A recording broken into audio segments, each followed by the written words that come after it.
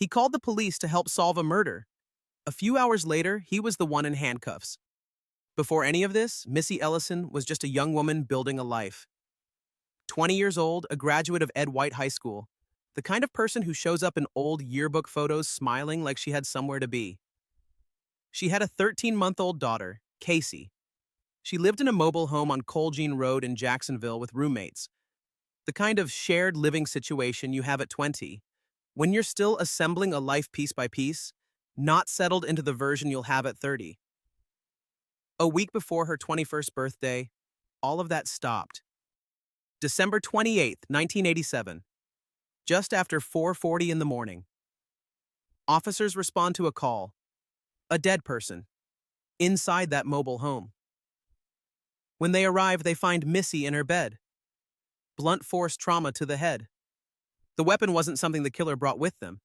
It was already there. A log pulled straight out of her own fireplace, charred, and used to beat her to death in the room where her daughter was sleeping just down the hall. Her roommates are the ones who found her. Not because they went looking for Missy specifically, because they heard something that made no sense in a house where something this violent had just happened. A baby crying, alone, in the living room. They went to check. And there was Casey, 13 months old, sitting on the couch, surrounded by pillows. Somebody had carried her out of that bedroom before they left. In the middle of committing a murder, whoever did this stopped, took the time to make sure a baby wasn't hurt and wasn't left in the room where it happened. Investigators processed the scene the way you'd expect for 1987. No DNA databases yet, no genetic genealogy, just physical evidence and instinct. They found shoe prints on the floor, a charcoal handprint on Missy's arm, left by the same burning log used to kill her, marking her skin in the moment it happened. Tire tracks out back on the patio. On paper, in the earliest hours of the investigation, it read like a burglary that turned violent. A stranger breaking in, panicking, killing her when things went wrong. Except almost nothing was actually taken. Investigators went through the home, cataloged everything, and came up with exactly 2 things missing. 2 photographs of Missy in a bathing suit, and a set of keys she'd borrowed from a friend. That's it. Not cash sitting out in the open. Not jewelry. Nothing a burglar working fast in the dark would grab on instinct. 2 personal items. The kind of things someone takes as a memento, not as loot. That single detail pulled the entire case away from random crime and towards something far more unsettling. Whoever did this either knew her or had convinced themselves they did. The night after the murder, Jacksonville police got another call, this time on the emergency line. A man's voice, 5 words. "I'm sorry, I had to do it." No name given. No follow-up question answered. The call ended, and with it, any immediate lead it might have provided. For decades, that voice belonged to no one. Just a fragment sitting in a case file, technically evidence, practically useless. Because in 1987, there was no way to trace a voice on a phone line back to a face. With no forensic match and no confession, investigators did what departments under pressure often do when the physical evidence runs out. They looked hardest at the person closest to the victim, Missy's husband, Mark. He was never charged. Not once, not at any point in the 39 years that followed. But being the obvious first suspect in an unsolved murder doesn't end the moment no charges get filed. It just relocates into every conversation at the grocery store, into every look from a neighbor, into every future relationship, every future job interview, every future version of his life. Mark told a reporter years later that he was simply trying to raise his daughter and keep moving forward while people who'd never met him had already decided what they believed. Eventually, he stepped fully out of public life.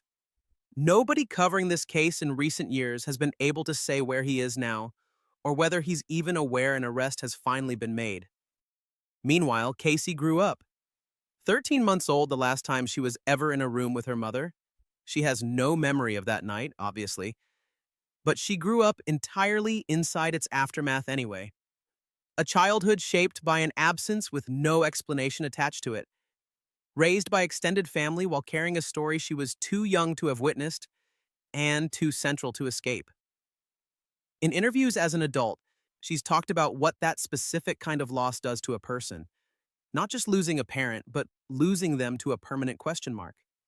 Knowing every single day of your life that somewhere out there, a specific person has been walking around holding the one piece of information that would end it for your family, and choosing every single day not to hand it over. The case went cold, not forgotten, cold, which is a different thing. Jacksonville's cold case unit kept the file technically open for decades, revisiting it periodically as forensic technology improved, the way departments do with cases that haunt a city long after the news coverage fades. An organization called Project Cold Case, founded specifically to keep Jacksonville's unsolved murders in public view instead of letting them disappear into filing cabinets, kept circulating Missy's name, her photo, her story, anything that might jog a memory somewhere in someone. In January of this year, 6 months before any of this broke into an arrest, Missy's family stood in front of cameras again. It wasn't the first time they'd done this. It might have felt, walking in, like it wouldn't be the last either. You can only ask a silent public for help so many times before hope starts to feel like a habit rather than an expectation. Casey spoke directly to whoever was still holding the truth. The way you'd talk to someone you know is listening, even if you can't see their face. Silence does not change facts. If you know something, say it. If you heard something, report it. Missy's sister, Glenda, spoke too, addressing the killer directly without knowing his name yet, without knowing if he was even alive to hear it. She never got to be called grandma or even aunt. All those special moments were taken because of you. 6 months later, someone was listening. On July 8th, 2026, a 70-year-old man named Gary Glowatz walked into a ViStar credit union in Jacksonville. An ordinary errand on an ordinary Wednesday, nothing about the day itself suggesting it would become the day this case finally broke. From inside that building, he picked up the phone and called the Clay County Sheriff's Office. He told them he had information about Missy Ellison's death. Sit with that moment for a second. 39 years of silence, an entire investigation that came and went around him decades earlier. We don't know if he was ever questioned at the time or if he simply existed just outside the frame of it. Decades of a cold case sitting untouched on a shelf. A press conference in January that specifically, publicly called out to whoever was holding the answer. And then, on a day that started like any other, standing inside a credit union doing whatever brought him there in the first place, something in him decided this was it.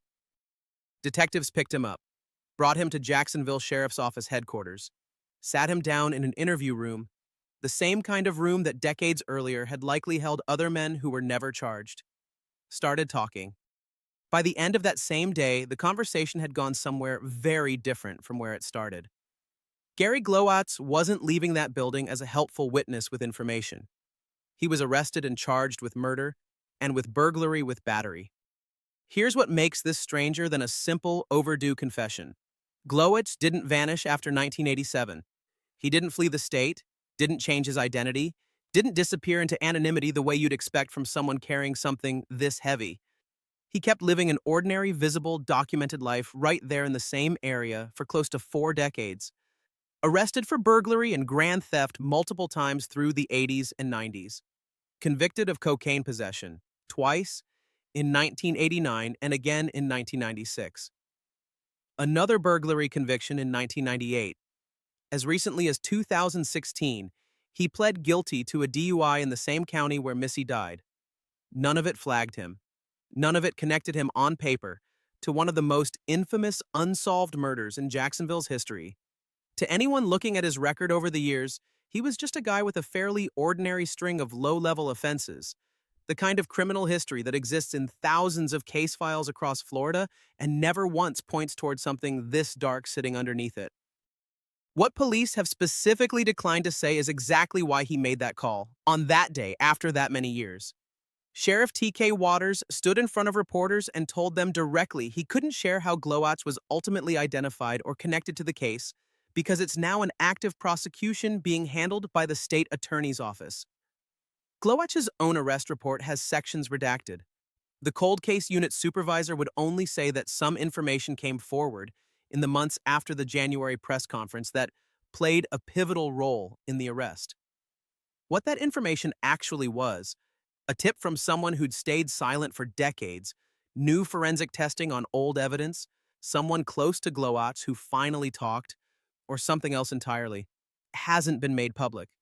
Maybe it will come out at trial. Maybe some of it never will. So here's where the story actually sits right now, genuinely unresolved in a way that matters. A man carries something for 39 years, says nothing during whatever contact, if any, he had with the original investigation. Says nothing as the case goes cold and stays cold for decades. Says nothing as a 13-month-old baby grows into a woman who spent her entire adult life asking the same unanswered question.